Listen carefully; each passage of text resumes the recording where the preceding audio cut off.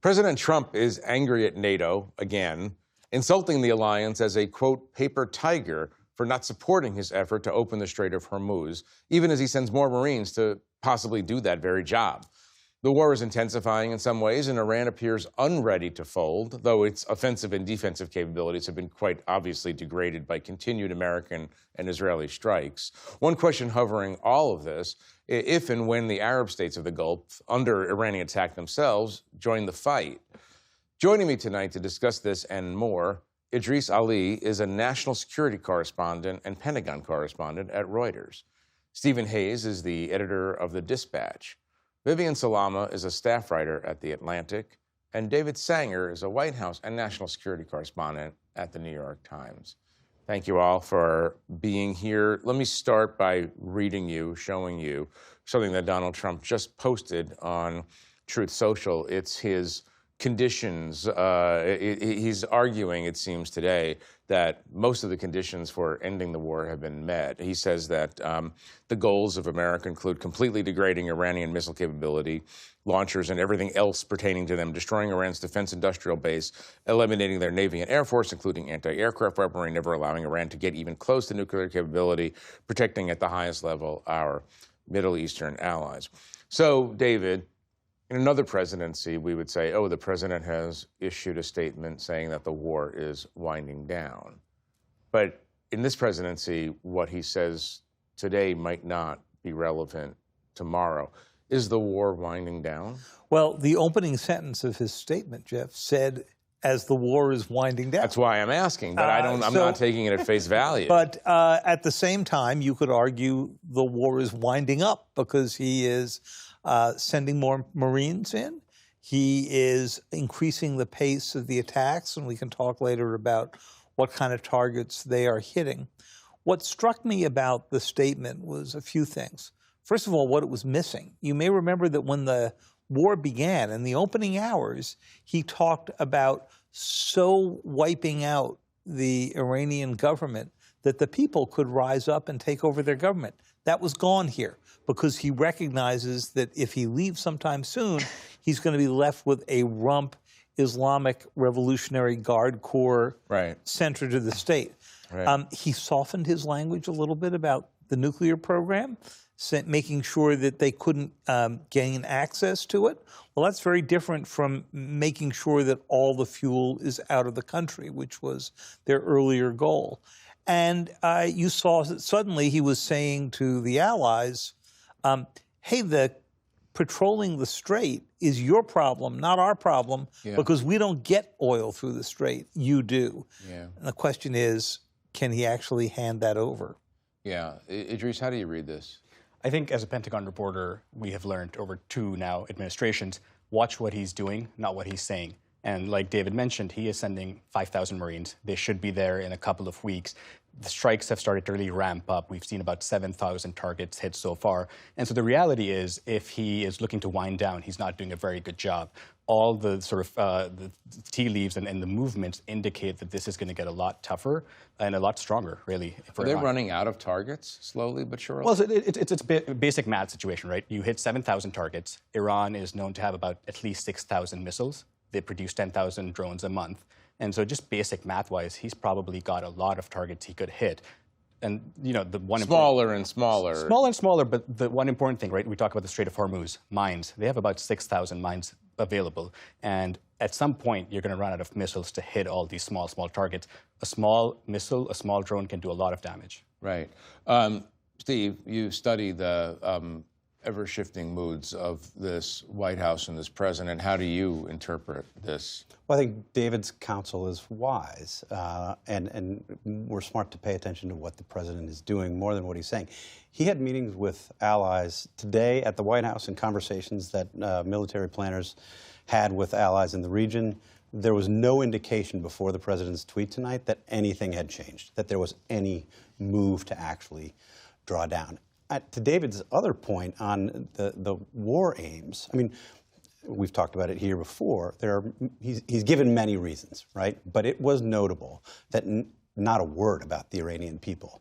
When he gave an interview to the Washington Post 3 hours after the the airstrikes began, he said, I will read it, "All I want is freedom for the Iranian people." And he talked about his legacy in conducting this war being that. And tonight, as he's announcing maybe the winding down of the war, not a mention. But Vivian, to be fair to Trump, we've seen other presidents, both parties, make big promises about freedom for other peoples in the greater Middle East and elsewhere, and then kind of reality sets in, and well, maybe we're not going to change the politics and culture of an entire country. Absolutely. So are we, is that is the omission a reflection of a kind of sobering reality? I think the omission is part of the fact that he does not know what comes next. And one of the interesting things about the post that he put on Truth Social was he can say that we're winding down because he has never quite defined what the end game looks like, right, what victory looks like. And so in this case, you know, he can say it today and then maybe change it tomorrow. The objectives have also been sort of a moving target.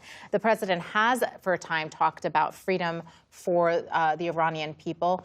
But we've also seen that that's not necessarily his MO. It's not a priority for him in many of the operations that we've seen in recent months. With Venezuela, for example, even though at one point the administration did talk about freedom for the Venezuelan people, once the mission was done and Nicolas Maduro was in U.S. custody, the focus was economic. It was, we want the oil. For President Trump right now, there's so much political blowback over this war. The military has been strained. He realizes that they've taken on a lot more than they can chew. And at this point, he wants to refocus the mission. But can I ask you about the strain on the military? That's an interesting point, because I've been thinking a lot about the fact that Iran is a third-tier power.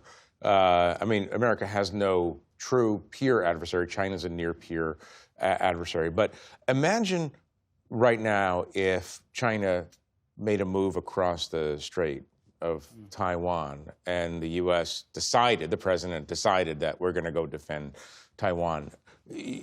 Continue on this theme. Are we learning something about American limitations? Oh, absolutely. And one of the things that we, all of us have been talking to our sources in government, but also some of our foreign sources. And one of the things that we have heard repeatedly in the last few weeks is that the reason that presidents past did not do this, although many of them would have loved to see regime change in Iran, is because the Iranian government always had the ability to weaponize the Straits.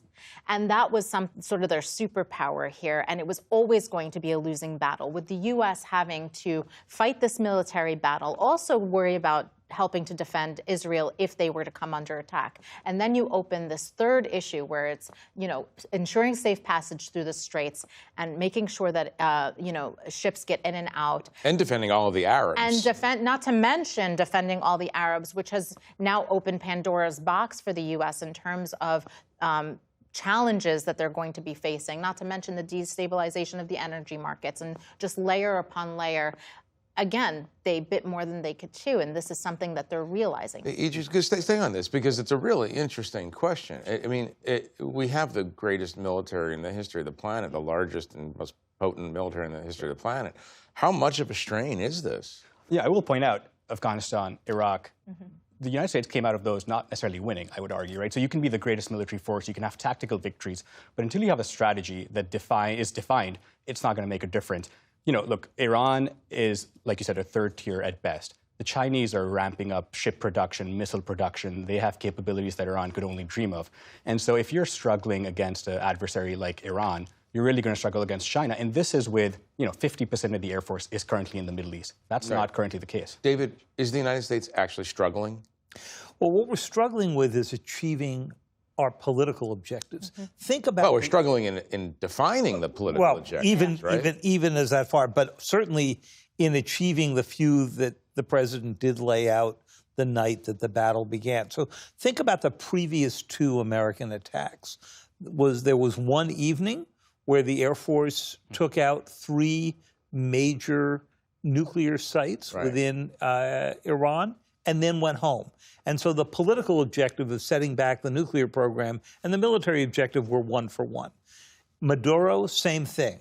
Pulled him out of his bed in Caracas. He ends up in the Brooklyn Federal Detention Center. Again, a one-for-one match. But this time, what we're trying to do is apply so much military pressure that the government itself would collapse and change. And we haven't found in history a single time in modern times that you could bring about regime change just from the air. And that's why all of a sudden there's all this discussion of, do we need to put troops on the ground to grab Karg Island, which is where, right? Or to get the nuclear material out of Isfahan, where it's buried down deep. And that's why this tends to result in mission creep. You know, we should be clear, though. I mean, we have had military success. I mean, if Iran is a third-rate power today, I mean, a nuclear-armed Iran, and there's certainly room to debate how close they were, how close they were in June, would have been a significant threat. I think we know from North Korea that it would have been a lot easier to manage North Korea and protect South Korea if somebody had done this back then. Right. So to me, the way to look at it is short-term success, military success in the short term, which I think we've had a lot. They're a degraded power. The power that they had, if they were a third rate, they're a fifth rate now. I think the real question is, what now? Sort of what comes next in the medium and the long term? And, you know, if you look at a regime that's, you know, badly damaged, they've lost a lot of leaders, but still in place. The Basij militias still have power. They're angrier. You've shown them that the Strait of Hormuz is problematic if they shut it. We have Arab allies who are, you know, not wanting to get engaged offensively, but don't want to sit back either. There are plenty of medium and long-term problems that There's definitely no question about the superiority of the American military. The question is strategy then. When the the Iranians go in and they start weaponizing the straits, is the United States able to do that? The president has publicly said this was going to take 4 to 5 weeks, but we could go longer. And really what's happening is that we're being drawn in longer because of the circumstances. But I was really struck by something. Wall Street Journal and other places reported this, that this is fairly remarkable. You're talking about the limitations of air power to result in regime change. But so you have Israeli drones flying over, loitering drones, as they say, loitering over Tehran and other cities, targeting individual militia, Basij and Rev Guard, checkpoints and sites.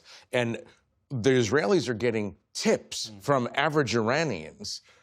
Hey, there's a checkpoint over there at the corner of Elm and Maple. You might want to take it out. I mean, that suggests to me that the Iranian society is at a tipping point. That they're pretty pleased that Israel and the U.S. are degrading the power of this hated regime. Is that a sign that maybe they are closer to tipping? They may be, and it could be that, you know, it takes months or years. The fact of the matter is, Iranian society doesn't have the guns, and the Islamic Revolutionary Guard still does. And they killed 30,000, we think, people in the street in a few days' time, right? And that was actually what instigated all of this. You know, as you pointed out from what you read. So that's the president's first problem. But his other problem is, if you were to rank all of the challenges to the United States, is this the one that you want to be absorbing this much effort into? Because every administration running up to this for the past 15 years has said it's China that is the #1 technologic, military, economic competitor.